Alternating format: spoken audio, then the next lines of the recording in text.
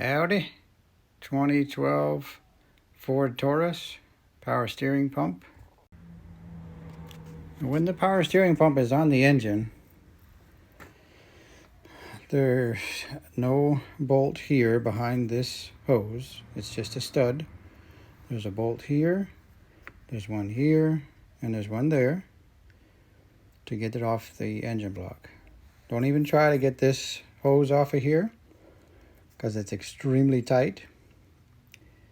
What you've got to do is disconnect it from the steering rack.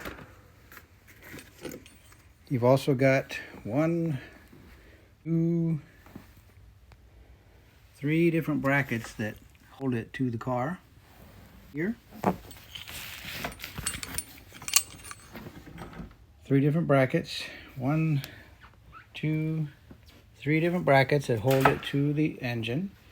I guess they figure if the motor mount breaks, at least the hose will hold it in. This is the area where the power steering pump bolts to the block. There's your stud that has no nut on it because it's directly in front of that power steering hose. Now the other thing is it has a stretch belt, which means you don't adjust it or anything, and you can look online to see how that's done. It stretches on there. Now coming over here,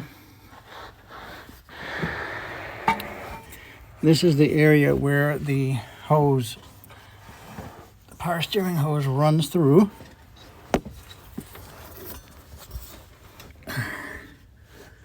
Interesting travels, eh? So it runs across the top of that exhaust manifold.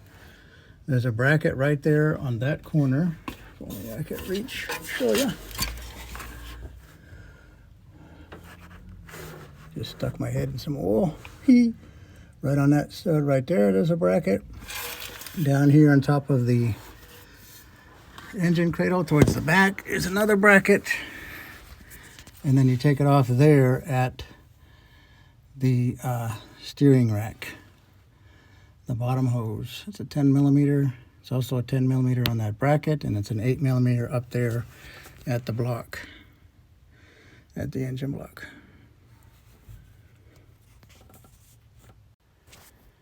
Be very careful with your power steering reservoir. This one, I don't think I could have been too very careful with it. It was pretty brittle and it broke. So the best way to avoid, if yours is brittle, is just take a razor blade and cut the hose. Cut the hose, put a cut in it so that it comes off of this part of the reservoir that comes out, the tube that comes out. Because this part is not available. Can't get it from Ford, can't get it from Amazon, can't get it from eBay. So I have to fabricate this one in, which is going to be interesting. I have to fabricate a bracket, as you can see where I've got it marked, and make this one work. So be very careful with your reservoir because they're not available at this time. This is the reservoir that I was able to find that was close enough to where I can make it work. Again, I'll have to fabricate a bracket, weld it on, all that good stuff. So be careful with your reservoir. So this is what I had to do here on this mess. This is where the reservoir is mounted. I just made this little L bracket. It's 8115 behind there, 1 screw in the middle to hold it. These I had to 8115 the back of it. I just put a bolt through it, through these that come with it. Just put a bolt through here, grind this down a little bit, 8115 your bolt to this part of it, which is the metal part. Flip it around, stick it through the hole, put your nut on it, and that's secure. But what I had to move around and get around is this bracket, because you don't want anything touching, because it'll just eat its way through the the new reservoir, so nothing can be touching. So the hose is way down there. As you can see, it's kind of tricky getting past all these hoses, but that's the best position for it right there. Also, because you have to get your tank in it, your overflow tank, in that space. So that was the best place for it. If you can get an idea where that's at based on what I'm showing you. So when it comes to the pump itself, get your pulley off first. Get your pulley puller and pull the pulley. That'll give you better access to this line. And by all means, use a line wrench, nothing else, because that is on there very tight. Then when you go to put this line on the new one, put the line on first and then put your pulley back on.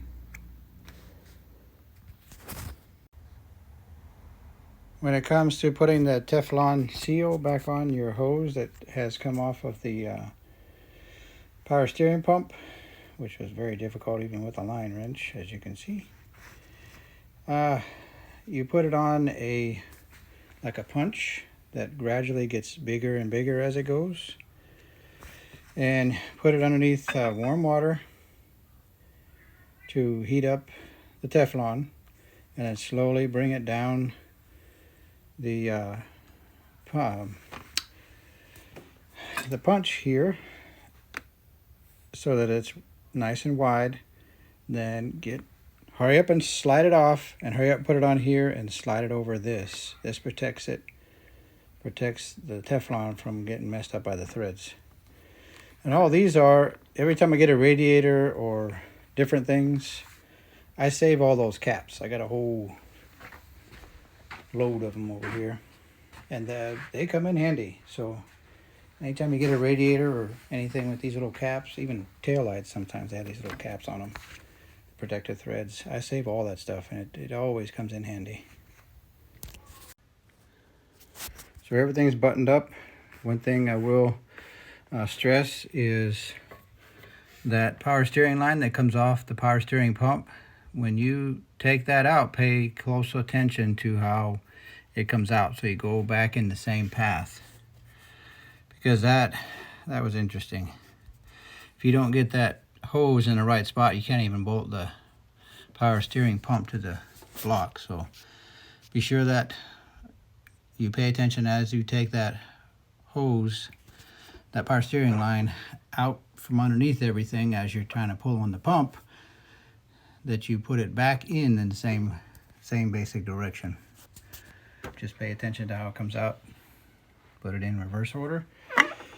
And if you get bubbles in here, either just let it sit for a couple hours or half an hour or so until there's no more bubbles, or the other thing to do is put a vacuum on the opening here of the reservoir. Put a vacuum on it, and that'll suck all the bubbles to the top, and because of the vacuum, it'll pop the bubbles. So that's a quick and easy way to get rid of your bubbles. Be sure to like and subscribe. Really appreciate it. Happy trails.